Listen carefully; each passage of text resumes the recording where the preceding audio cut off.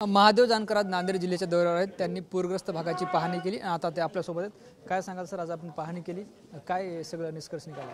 मी गेली 8 दिवस झालं महाराष्ट्रातल्या जवळजवळ हा 22वा जिल्हा असेल माझा पाहणी करण्यात। माझी आपल्या माध्यमातून राज्य सरकारला विनंती आहे, राज्याच्या मुख्यमंत्री आणि दोन्ही उपमुख्यमंत्र्यांना, की मराठवाड्यात नुकसान आतूनच झालेलं आहे।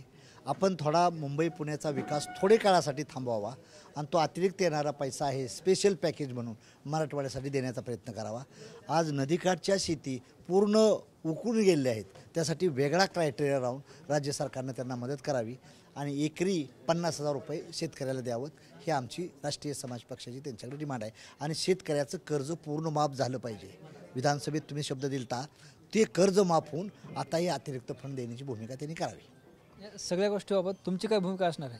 आम्ही सांगितलं की आम्ही आता सत्तेच्या विरोधात आहे, त्यामुळे आम्ही ओरडण्याचीच भूमिका करणार आहे आणि त्या दृष्टीने राज्य सरकारला सुझाव देतो की या शेतकऱ्याच्या पाठीमागे आपण खंबीर उभा राहावं, असे आमचे आपल्या माध्यमातून त्यांना नम्र विनंती आहे। साहेब, संजय राऊत सुद्धा आक्रमक झालेत, त्यांनी थेट सत्ताधाऱ्यांना शिवीगाळ केली, सत्ता तुमची आहे, शेतकऱ्यांना मदत करा, अशा प्रकारचे सवाल त्यांनी उपस्थित केले। नाही, छत्रपती शिवाजीराजेच्या काळात देखील असा दुष्काळ पडला होता, तेव्हा राजाने देखील हुकूम दिलता किंवा सारी बाकी कामं ठेवा आणि शेतकऱ्याला पहिलं वाचवा।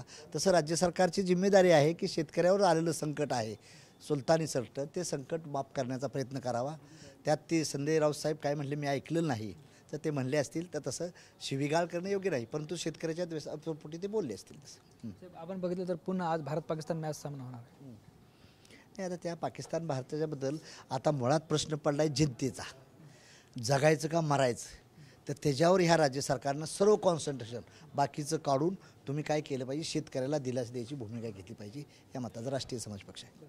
साहेब, दसरा मेळाव्यात सुद्धा वाद होताना पाहायला मिळतो, भाजप म्हणते की ऑनलाईन पद्धतीने दसरा मेळावा घेतला पाहिजे।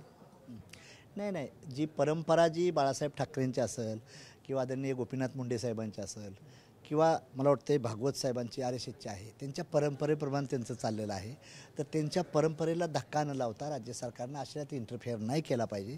ती त्यांचे भावनिक आणि त्यांचं जुनं आहे, त्यामुळे त्यांच्याप्रमाणे त्यांनी व्हावं आणि आपण एखाद्याच्या जसं धर्मात आपण इंटरफेअर करू शकत नाही, तसं ह्या गोष्टीत करू नये असं माझं राज्य सरकारला आव्हान आहे।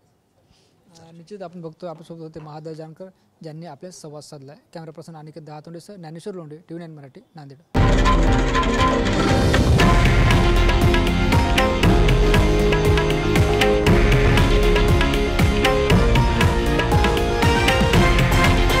हे आहे देशातील नंबर 1 न्यूज नेटवर्क आणि आपण पाहत आहात TV9 मराठी, एकमेव।